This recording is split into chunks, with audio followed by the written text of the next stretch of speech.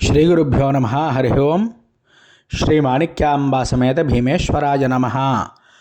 వాగర్ధావివ సంపృక్తౌ వాగర్ధ ప్రతిపత్తయే జగతః పితరౌ వందే పార్వతీ పరమేశ్వరౌ.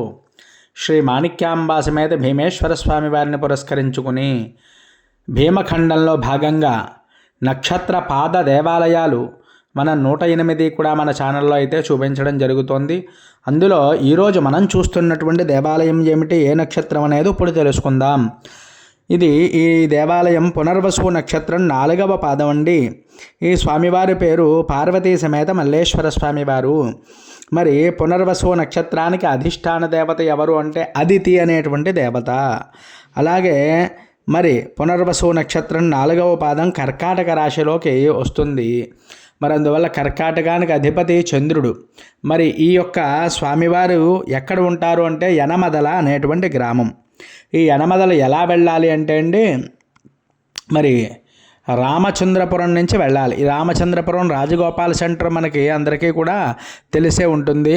అక్కడి నుంచి కొంచెం ఎదురుకుండా వెళ్ళిపోతే రాజగోపాల్ సెంటర్ దగ్గర నుంచి కొంచెం పాత రిజిస్టార్ ఆఫీస్ ఉండేది ఇది వరకు. అలాగ కనుకను వెళ్ళిపోయినట్లయితే మరి సుమారుగా ఒక 5 కిలోమీటర్ల దూరం వెళ్తే ఈ యనమదల అనేటువంటి గ్రామం అయితే మనకి వస్తుందండి.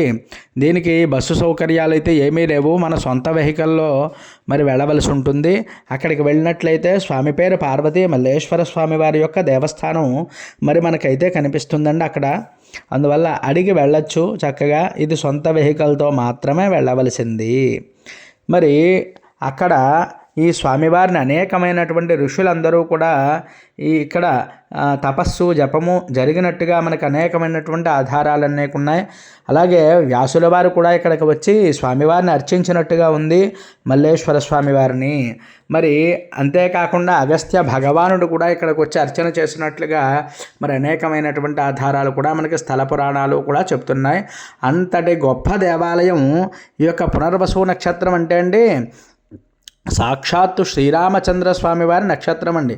స్వామివారి నక్షత్రం ఏమిటండి? పునర్వసు నక్షత్రం.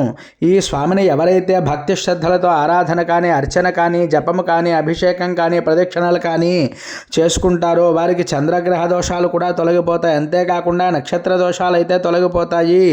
అంతేకాకుండా మరి తప్పకుండా పునర్వసు నక్షత్ర జాతకులు 4వ పాదం వారైతే తప్పకుండా దర్శనం చేసుకోవలసినటువంటి మరి దేవాలయం ఏది అంటే పార్వతీ మల్లేశ్వర స్వామివారు యనమదల గ్రామం.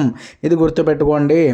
మరి అటువంటి గొప్ప లింగం అండి. ఈ మధ్య అయితే చక్కగా ఇది పునర్నిర్మాణం అదే కూడా జరిగి చూడ చక్కగా ఉన్నటువంటి దేవాలయం.